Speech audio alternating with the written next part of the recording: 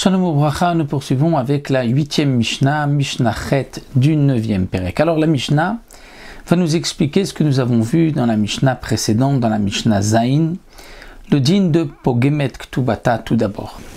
C'est-à-dire que dans la Mishnah précédente, nous avons vu que la femme qui est Pogemet, si on peut traduire Pogemet, qui abîme sa Ktuba, un Pogam dans la Ktuba, elle ne pourra prendre sa Ktuba, prélever le montant de sa Ktuba que si elle jure. Donc de quoi il s'agit? Apogemet Ktubata Ketzad. La Mishnah nous dit Aïta Ketuvata Elef Zouz. Le montant de sa Ktuba était de 1000 zouz. Le mari a marqué dans la Ktuba 1000 zouz.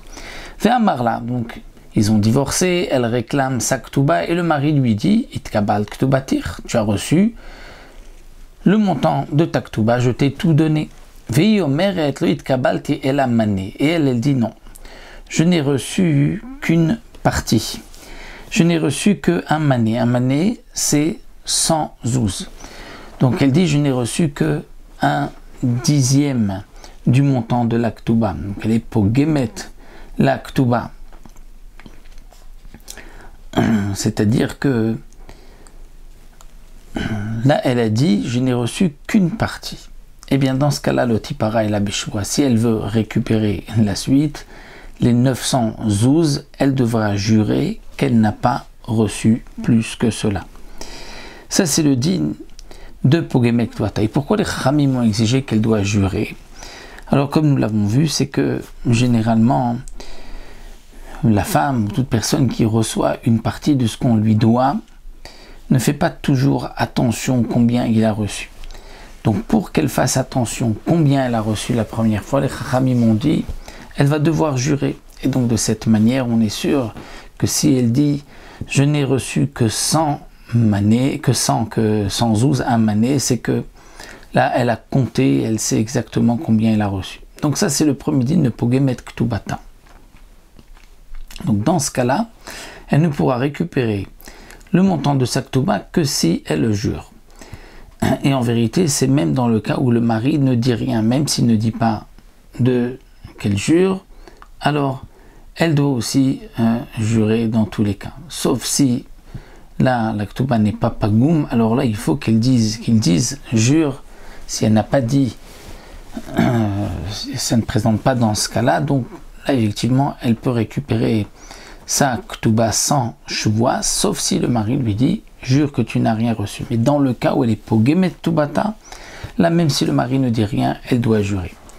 Le deuxième cas que nous avons vu dans la Mishnah précédente, c'est Edechad Meida Shiperua. Et donc la Mishnah m'a expliqué Ketzad. Il y a un témoin qui dit que la Ktuba a déjà été payée. Donc de quoi il s'agit? Avec la Ktuba Taïlev Zouz, le même cas, la Ktuba, le montant de la Ktuba est de 1000 zouz.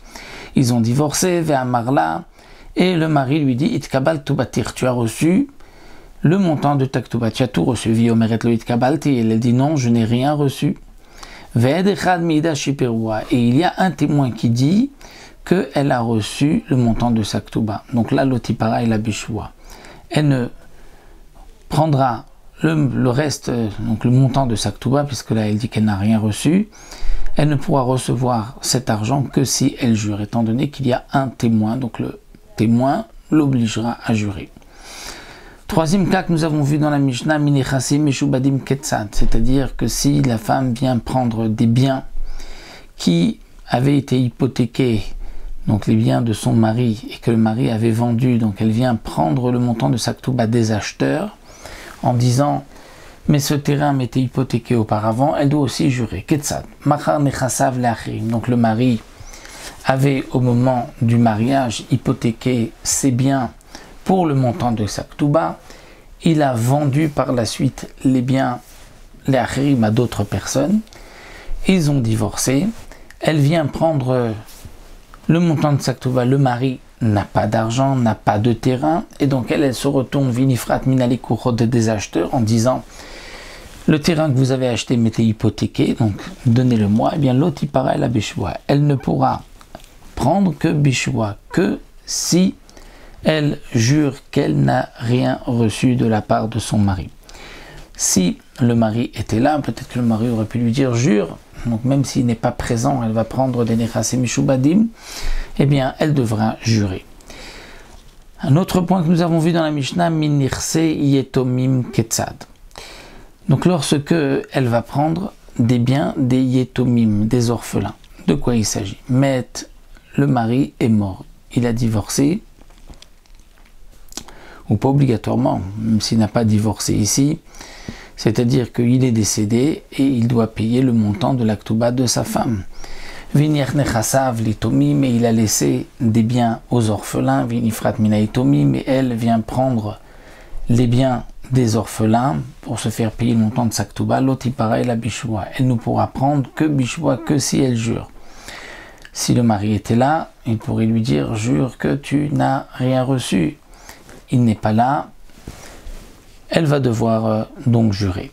Veshelo befanav ketzad, et le dernier point que nous avons vu dans la Mishnah précédente, c'est que même si le mari n'est pas là, qu'est-ce que ça veut dire que le mari n'est pas là? Ketzad, la Mishnah explique ici, alarlo lemdinatayam, le mari est parti en outre-mer, c'est-à-dire il est loin, on ne peut pas même envoyer un shliar beddin pour aller demander au mari qu'est-ce qu'on fait, est-ce qu'il a déjà payé ou pas. Donc il n'a pas le temps, on va dire, de revenir, et elle présente un guet au beddin et elle veut prendre le montant de sa ktuba des biens du mari que le mari a laissé. Et le mari n'est pas présent, et bien elle ne pourra se faire payer, recevoir la ktuba que bishwa, que si elle jure. Que si elle jure, étant donné que là encore, si le mari avait été là, il aurait pu lui demander de jurer. Donc elle va jurer qu'elle n'avait pas reçu de l'argent, que le mari n'avait pas laissé l'argent de la Ktuba. Rabbi Shimon Omer. Alors Rabbi Shimon n'est pas tout à fait d'accord avec ce que nous avons vu dans le Mishnah précédente. Il est en marloquette avec Rabbanan et Rabbi Eliezer que nous avons vu plus haut. Nous avons vu dans la Mishnah, c'était la Mishnah Dalet, où quelqu'un qui avait placé sa femme comme étant l'épicière à la caisse de son épicerie, ou qu'il l'a nommée responsable de ses biens, nous avons vu que pour Tanakama, pour Chachamim, il peut la faire jurer qu'elle n'a rien gardé de l'argent de son mari. Et en même temps, par un Gilgul Shvoa, en faisant rouler la chevaux, il rajoutera au passage, et tu vas jurer aussi que de la farine que je t'ai donnée pour faire de la pâte, tu n'as rien gardé, et de la laine que je t'ai donnée pour faire des fils de laine, tu n'as rien gardé. Pour Rabbi Eliezer, le mari peut directement demander à sa femme de jurer qu'elle n'a rien gardé de la pâte et de la laine. Eh bien, Rabbi Shimon ici continue et nous dit, Rabbi Shimon Omer, donc il se rapporte sur cette Mishnah Dalet, il dit, Kol zman shi'ik tovat ktubata yorshim majbim ota. Lorsqu'elle réclame sa ktuba, les héritiers peuvent la faire jurer. Et si elle ne réclame pas le montant de sa ktuba, les héritiers ne peuvent pas lui demander de jurer. Alors, le Barthénoura nous explique, c'est-à-dire que le mari l'avait placé à la caisse de son épicerie, au responsable de ses biens. Rami avait dit on peut la faire jurer quand on veut. Et nous avions vu aussi plus haut que si il avait dit, le mari avait dit, je m'engage à ne pas te faire jurer, ni moi, ni mes héritiers, eh bien le mari ne peut pas la faire jurer, ni les héritiers du mari.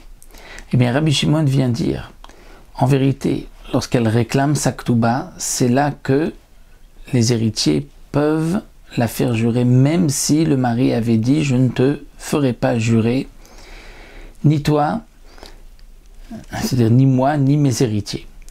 Mais si elle ne réclame pas sa ktuba, alors les héritiers ne peuvent pas la faire jurer. Bien qu'elle était responsable des biens de son mari, les héritiers ne peuvent pas la faire jurer que du vivant de son mari, elle n'a pas gardé d'argent, et même dans le cas où le mari ne l'avait pas dispensé de chevois. Donc Rabbi Shimon ici est en marloquette avec Rabbi Eliezer et avec les Chachamim. Pour Rabbi Shimon ici, si elle ne réclame pas de ktuba, même si le mari ne l'a pas dispensé de chevois, on ne pourra pas la faire jurer. Et si elle réclame sa ktuba, même si le mari l'avait dispensé de chevois, eh bien on la fera jurer. Ça c'est donc ce que Rabbi Shimon vient nous enseigner dans cette Mishnah.